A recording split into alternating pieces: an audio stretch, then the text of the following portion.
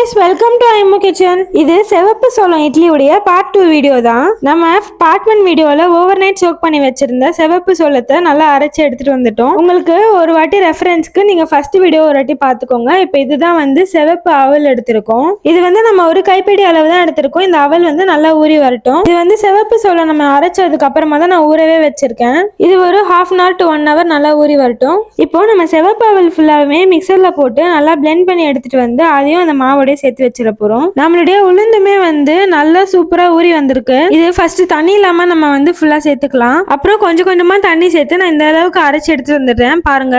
இப்போ நம்ம அரைச்சு எடுத்துட்டு வந்த மாவு நம்ம செவப்பு சோளத்தோட சேர்த்துடலாம். இப்போ நம்ம மாவு வந்து சூப்பரா ரெடி ஆயிடுச்சு. நம்ம கையிலே தான் நல்லா கலரிக்கணும், அப்பதான் வந்து சீக்கிரமா ஃபெர்மெண்ட் ஆகும். இப்போ நெக்ஸ்ட் டே மார்னிங் பாருங்க, மாவு சூப்பரா புளிச்சு வந்திருக்கு பாருங்க. இந்த மாதிரி நிறைய ஹெல்த்தி ரெசிபிஸ் வந்து உங்களுக்கு தெரிஞ்சுக்கணும், நிறைய வெயிட் லாஸ் ரெசிபிஸ் தெரிஞ்சுக்கணும்னா மறக்காம நம்ம சேனலை சப்ஸ்கிரைப் பண்ணிக்கோங்க. அப்பதான் எவ்ரிடே போஸ்ட் பண்ற வீடியோஸ் உங்களுக்கு வந்து ரீச் ஆகும். இப்போ நான் இட்லி மாவு போட்டுக்கிறேன். இட்லி வந்து சூப்பரா வந்துருச்சுங்க, செம்ம சாஃப்டா ஃபிளஃபியா இருக்கும். நான் உங்களுக்கு காட்டுறேன். நம்மளோட சேனல்ல இந்த மாதிரி நிறைய ஹெல்த்தி ரெசிபிஸ்லாம் வந்து நம்ம ஆல்ரெடி போஸ்ட் பண்ணிருக்கோம். கண்டிப்பா நம்ம சேனலுக்குள்ள போய் பாருங்க இட்லி சூப்பரா வந்திருக்குங்க. நான் உங்களுக்கு பிளேட்ல எல்லாம் மாத்திட்டு காட்டுறேன். இந்த இட்லிக்கு சைட் டிஷ்ஷா வந்து நான் ரோட் சைட் தக்காளி சட்னி தான் வந்து செஞ்சிருக்கேன். பாருங்க எவ்வளவு ஃபிளஃபியா சூப்பரா இருக்கு இந்த இட்லி.